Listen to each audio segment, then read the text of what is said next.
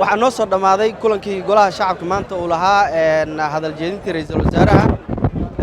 waxaa guul ah runtii in gudoomiyaha golaha shacabka uu dhageystay soo jeedinteennii xildhibaanada ka soo horjeeda xukuumadda aragtideeda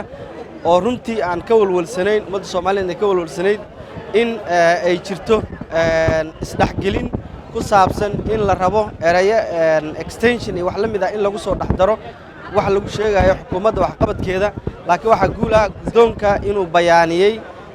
cabashooyinkeenii hore oo shalay toole aan jeedinay guddi ahaan aan ugu tagnay oo ahaa 3 qodob kow saxaafadda madax bannaan in laga daayo hanjabaadda si xor ah loo soo geliyo meesha tii oo maanta sax u suura gashay labo in ciidamada nabad sugid ah oo aad loo soo buux dhaafinayay maalmihii ugu dambeeyay meeshan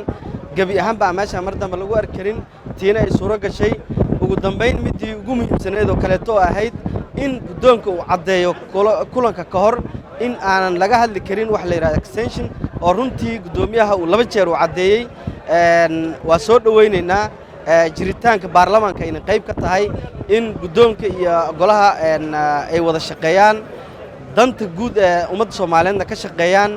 wada jirka baarlamaankana laga shaqeeyo marka aadaan ugu faraxsanahay waxaana rajaynaynaa tallaabooyinka xiga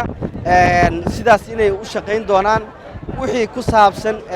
arrimo doorashooyinka baarlamaanka sidoo gudoonku sheegay waa ansixiyay 2 jeer oo ansixiyay waxa kaliya hadda harsan waxa weeye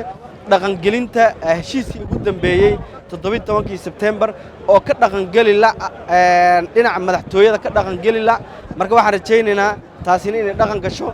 waana mahadsanyahay gudoonka wabillahi tawfiiq. Assalamu alaykum warahmatullahi wabarakatuh.